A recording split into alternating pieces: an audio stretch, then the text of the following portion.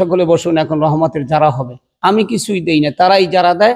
রহমতের যারাটা কি আপনি দেন না অন্য কেউ দেয়? না, আমি দেই না, আল্লাহর পক্ষ থেকে গায়বী ভাবে যারা আসে তারা দেয়। আচ্ছা, গায়বী ভাবে এটা কারা আসে একটু নাম যদি বাংলায় বলতেন। এটা জানা নাই, এটা আল্লাহ ভালো জানেন। সুস্থ হয় রোগী এই পর্যন্তই। কি জিনের বাদশার সাথে কথা বলে? প্রতিবন্ধী, তারপরে পাইলসের সমস্যা, তারপরে কিডনি বা হার্ট, তারপরে টিউমার। আপনার এখানে যে বালু দিয়ে ভরাট করছেন যে জমিটা, এই জমিটা নাকি অন্যের, তাহলে জমিটা আপনারা কেন দখল করছেন? আমি দরবারের পীর সাহেব এবং এই মাদ্রাসা পরিচালনা আমি করি। পীর সাহেব আপনার নামে যদি এত বড় মানুষের অপবাদ দেয়, তাহলে আপনার কাছে এটা খারাপ লাগে না? চরমনায় পীর সাহেবের স্ত্রী না অন্যান্য কারো আসছিল আপনার কাছে চিকিৎসা নিতে? জি জি জি, তারা সুস্থতা হয়েছে। আসসালামু আলাইকুম ওয়া রাহমাতুল্লাহ। সম্মানিত বন্ধুরা, আমরা একটি মাদ্রাসা প্রতিষ্ঠানে হাজির হয়েছি, যেখানে অবস্থান করছেন হাফেজ মাওলানা নুরুল আমিন সাহেব, একজন কবিরাজ অথবা ডক্টর অথবা পীরপন্থী সেলসিয়ার নামেই তারা পরিচিত।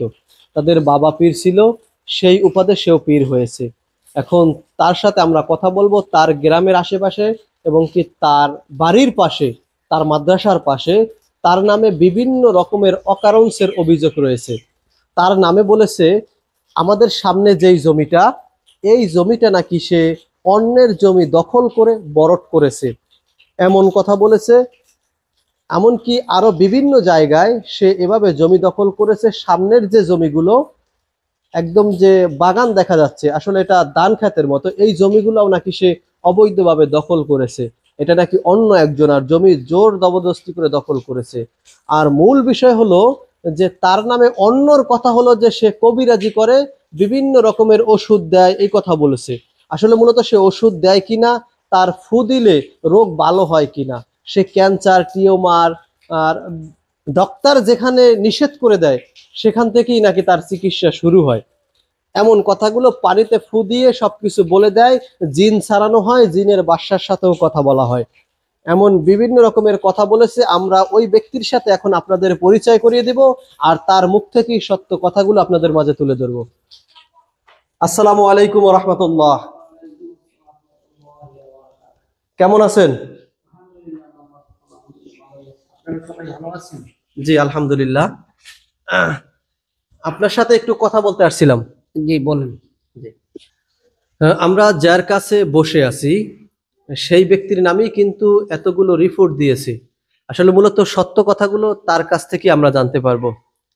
আপনার শরীর স্বাস্থ্য ভালো আছে? আচ্ছা, আলহামদুলিল্লাহ ভালো আছে। আচ্ছা, আপনার নামে একটা অভিযোগ আসছে, আপনি নাকি ফু দিয়ে মানুষের বিভিন্ন রোগ চিকিৎসা করেন, সত্য?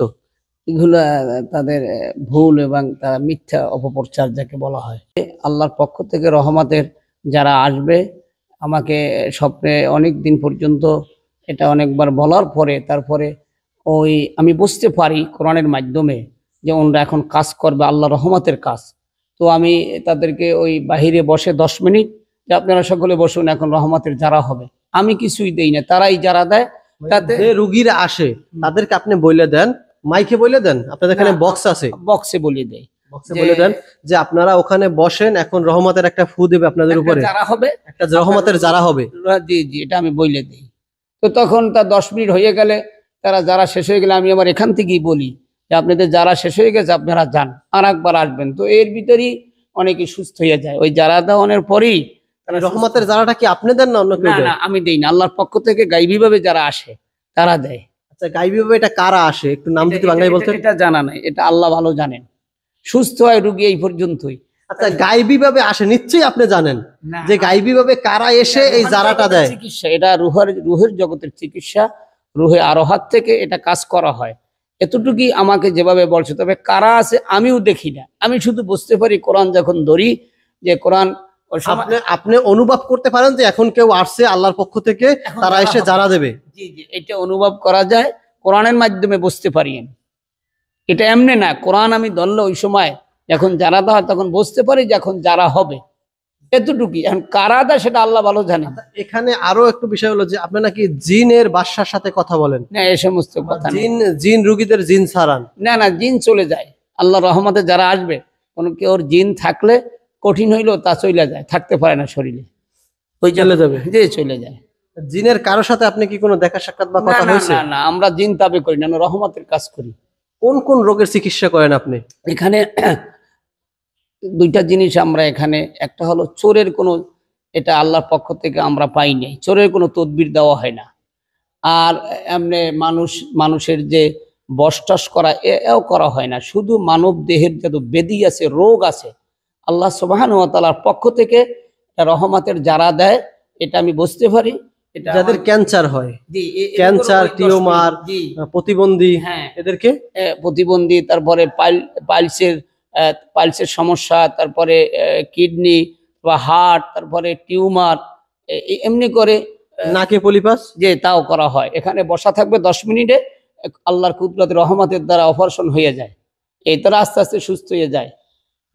আরেকটা বিষয় জানতে চাই যে আপনি এই চিকিৎসাগুলো করতেছেন, যে কোনো রোগের চিকিৎসা আলহামদুলিল্লাহ ভালো হয়? হ্যাঁ, যে কোনো যোগের চিকিৎসা আল্লাহ রহমত করেন ইনশাআল্লাহ। মানুষে আমেরিকা বা ইউরোপ কান্ট্রি যে কোনো জায়গা থেকে ভালো ভালো ডক্টরের সার্টিফিকেট নিয়ে তারপরে ডক্টরি লেখাপড়া করে এসব চিকিৎসা করে, তাও অনেক কঠিন কঠিন রোগের চিকিৎসা করে, আল্লাহ করায় তাদেরকে দিয়ে। কিন্তু আপনি এতগুলো রোগের চিকিৎসা করেন, তাহলে আপনার তো এখানে থাকার কথা না, আপনার তো বাংলাদেশ গভর্নমেন্ট নিয়ে রাখার কথা। না, এখানে তো লিল্লাহে তান, এখানে আল্লাহর জন্য করা হয়, শুধু রহমতের কাজ। এটা কোনো এটা নিয়ে কোনো আপনি ব্যবসার জন্য আল্লাহ দেন নাই। এখানে গরিব আপনি নাকি মানুষ, আপনি নাকি টাকা নেন? কত টাকা করে নেন? ওই 50 টাকা করে নেওয়া হয়। 50 টাকা তো টিকিট, তারপরে কত টাকা নেন? তারপর ওই আমাদের এখানে একটা বাক্সা আছে শাহজালাল আউলিয়া দরবার শরীফের, ওইখানে 200 টাকা করে রুগীরা দিতেন, 200 টাকা করিয়া ওইটা বাইরায় থাকে। বলা হয় যে 200 টাকা দেবেন তারও দরবার শরীফে। একজন একটা অভিযোগ করছে আপনি এই রুগী দেখে 200 করিয়া আগে মানুষের আপনার ছাত্রদের হাত দিয়ে নিতেন। না, এটা ভুল। তারা নাকি টাকা সম্পূর্ণ আপনার হাতে দিত না, তারাও নাকি কিছু নিয়ে যেত। আগের যারা ছিল অনেকে বাক্সার টাকা টকে এলোমেলো করছে, এখন যার হাতে সে দিয়ে যায়, যার হাত থেকে ওই বাক্সায় যার নিজ হাত দিয়ে ফালাবে। আপনার এই টাকাও চুরি করে? এটা বাইরে থাকতেন আগে, তো এখনো আমি ভিতরে থাকি, বাহিরে কারা নিত বা কি করতো অনেকে বলতো যে চুরি করিয়া নেছে, জাস্ট আমি তো সরাসরি ধরতে পারি নাই। এরকম যারা নেলে তো হারাম খাইলে মিথ্যে কথা বললে। আরেকটা বিষয় হলো যে আপনার তো ডক্টরি কোনো সার্টিফিকেট আছে? না না না, আমরা এটা রুহানি চিকিৎসার কোনো ডাক্তারি সার্টিফিকেট নেই।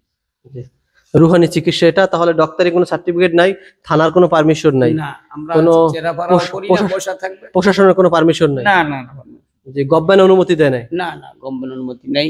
তবে এত জনসম্মুখে আপনার সামনে এত মানুষ আসে দূর দূরান্ত থেকে, আপনার তো গভর্নমেন্ট একটা অনুমতি দেওয়ার কথা বা আপনার অনুমতি আনার কথা, যেহেতু মানুষের অনেক জনজাট লাগে, একটা বিশৃঙ্খলা সৃষ্টি হইতো আগে। এখন তো তা হয় না, এখন সামান্য রুগী আসে, যেহেতু অনেক জায়গা সামনে নিয়ে এখন কমে গেছে। জি। কমে যাওয়ার কারণ কি? এই কিছু 5-6 মাস আগে এরা এলাকার কিছু লোক ছিল, তারা আপনার বিরুদ্ধে বিভিন্ন রকমের কথা বলছে, এই কারণে কমে গেছে। জি জি। আচ্ছা, আপনার এখানে যে বালু দিয়ে ভরাট করছেন যে জমিটা, এই জমিটা নাকি অন্যের, তাহলে জমিটা আপনারা কেন দখল করছেন? বছরখানে আগে এটা আমরা বরট করছি, বালু দিয়ে বরট করার পরেই তার ছেলেরা বলে আমরা দাগে দাগে দিব, এক জায়গা থেকে দেব না। আপনাদের এখানে মাজার আছে, আপনার বাবার মাজার? জি, আব্বার মাজার, শাহসুফ ইসলাম রহমতুল্লাহ আলাই, উনি শশিনা সাউদ্দিন রহমতুল্লাহ আলাই খলিফা ছিলেন। মাজারে মানুষ এসে কেমন কোন ওরস করেন মাজারে? না না না না, এর সাথে সঠিক যেটা ইসালে সব করে, ইন্তেকালের পর তার মুরিদানেরা আসে ইসালে সব করে, মাঝে মাঝে আলহামদুলিল্লাহ দুরূদ শরীফ পড়ে, এই চলে যায় তারা। আচ্ছা, আপনি এই মাদ্রাসার কি প্রিন্সিপাল না? আমি দরবারের পীর সাহেব এবং এই মাদ্রাসা পরিচালনা আমি করি। আপনি এই বর্তমানে এই জায়গার পীর সাহেব? জি জি, রানিং পীর সাহেব আপনি? জি, রানিং পীর সাহেব আমি। আপনার সিলসিলাত আপনার বাবা থেকে পাইছেন? জি, আমার আব্বার থেকে। আপনি এখন রানিং পীর সাহেব, আপনি একজন পীর সাহেব হয়ে আপনার নামে যদি এত বড় মানুষের অপবাদ দেয়, তাহলে আপনার কাছে এটা খারাপ লাগে না? না, এটা যদি সত্য হয় তাহলে খারাপ লাগে। সম্মানিত বন্ধুরা, আমরা যার সাথে কথা বলছিলাম সেই ব্যক্তি কিন্তু হাফেজ এবং মাওলানা, বিভিন্ন জায়গায় ইসলামী স্কলার হিসেবে বিভিন্ন জায়গায় বয়ান করেছেন। আর তার বয়ানের মাধ্যমে হয়তো যে কোনো জায়গায় মানুষ আল্লাহ পাক রব্বুল আলামিন হেদায়েত করেও দিয়েছেন, এমন হতে পারে। কিন্তু তার বিরুদ্ধে যেই অভিযোগ করা হয়েছে সেই অভিযোগগুলো সম্পূর্ণ সে মিথ্যাই বলেছে। তবে কয়েকটা অভিযোগ এখানে সত্য দায়ের হয়েছে, সেটা হলো যে সে যারা দেয় এবং কে যারা দেয় সেটা সে জানে না। আর একটা বলছে যে জিন ছাড়ায়, জিন অটোমেটিক চলে যায়, সে হাত থেকে ছাড়ায় না। আমি স্পর্শও করি না, আমি জিন স্পর্শ তাদের কাছেও আমি যাই না, এখানেই বসা থাকি, ওই বাহিরে থাকে, বারান্দায় বসা থাকলে বসলেই জিন চলে যায়, কোনো ধরা নাই, ছোঁয়া নাই, কিছু মানে লোক রোগী আইসা, জিন রোগী আইসা বারান্দায় বসে, আপনি এখানে বসা কিছুক্ষণ পরে বুঝতে পারেন যে লোক আছে যারা দিবে, আপনি কি করেন? অটোমেটিক চলে যায়। হ্যাঁ, আমি বইলে দেই, আর জিন সাথে থাকলে তা চলে যায় তাদের সাথে থেকে, আমার কাছে যাওয়া লাগে না। আচ্ছা, আপনাদের এখানে রোগী হিসাবে আপনি বলছেন চরমনায় পীর সাহেবের স্ত্রী না অন্যান্য কারো আসছিল? করিম সাহেব, ওই ফজল করিম সাহেব হুজুরের বাইরের ছেলে, বাইরে আমার স্ত্রী, তারাও এখানে আসছিলেন আপনার কাছে চিকিৎসা নিতে? জি জি জি, তারা সুস্থতা হয়েছে। মনে হয় পীর সাহেবের, রানিং পীর সাহেবের চাচি লাগে? চাষি লাগে, জি চাষি লাগে, জি। আপনার কাছেও যাওয়া লাগে না, না? আমি এখানেই থাকি, আর আমার বারান্দা দৃষ্টান্ত প্রায় 13 হাত দূরে, 13 হাত দূরে তারা বসে সবাই। আমি বললে দিই, যখন যারা হবে ওই যারার ভিতরে চলে যায়, আমার কিছু বলা লাগে না। সম্মানিত বন্ধুরা, আমরা তার মুখের সম্পূর্ণ কথাগুলো আপনাদের মাঝে তুলে ধরেছি। যাচাই বাছাই করার দায়িত্ব সম্পূর্ণ আপনাদের, এবং যদি প্রশাসন মনে করে না তার কথার ভিতরে গভর্নমেন্ট অনুমতি দেয় নাই কেন, এটা তার ভুল, এবং কি সে গভর্নমেন্ট অনুমতি নেয় নাই কেন, এত বড় একটা চিকিৎসা করছে, এটাও তার ভুল, তাহলে অবশ্যই আইনগত ব্যবস্থা তার বিরুদ্ধে নেওয়া হবে। আর যদি মনে করে গভর্নমেন্ট না